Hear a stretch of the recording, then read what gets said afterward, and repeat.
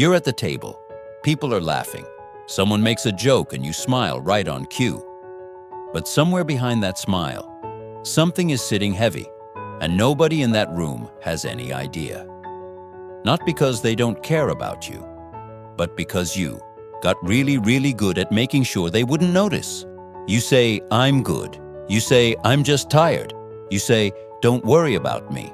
And you mean it when you say it, because somewhere along the way, you learned that your emotions were better kept private. Most people look at someone like you and think, they're so calm, so put together, nothing really gets to them. But psychology tells a completely different story. Research shows that people who hide their emotions aren't feeling less. They're often feeling more. They've just built an extraordinary ability to contain it. It's called emotional self-regulation. And in the United States, it gets quietly rewarded from childhood. Be strong, don't cry. Other people have real problems. Walk it off. You heard some version of that growing up. Most Americans did. And so you learned, you adapted, you became the person who handles it. Here's what nobody tells you about people who carry emotions silently. They become extraordinary observers. Because you're not busy broadcasting every feeling, you're watching.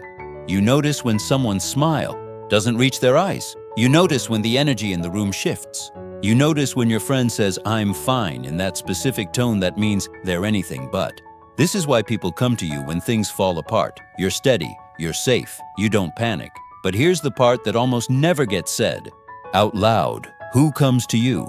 You hold space for everyone else's emotions, but where do yours go? Late at night, maybe, alone in your car, in the shower. In that quiet moment right before you fall asleep, when everything you've been carrying finally surfaces, that's when the real version of your day happens. There's a reason this is so common here. American culture celebrates independence, self-sufficiency. The idea that you should be able to handle your own problems without burdening anyone else. These aren't bad values, but they come with a shadow side. They teach a lot of people, especially men, but honestly everyone, that emotional needs are weakness. That needing support is something to be embarrassed about. So instead of expressing, you perform okay. And you get so good at the performance that people stop checking, which is sometimes exactly what you wanted, and sometimes the loneliest feeling in the world. Here's what I want you to actually sit with. Being strong doesn't mean feeling nothing. The strongest people you'll ever meet are usually carrying things you know nothing about. That's not a coincidence, that's a pattern. But here's the question. Nobody asks the strong one. When was the last time you let someone actually see you? Not the composed version, not the "I'm good" version, the real one. The one that exists at 2 a.m. when the armor finally comes off. You don't need to suddenly overshare with everyone in your life. But think about this. Is there even one person who knows how you actually feel right now?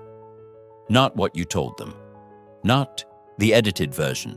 The real weight you've been quietly carrying, because being truly known by even one person, not admired, not needed, not depended on, but actually known, that changes something in you that nothing else can.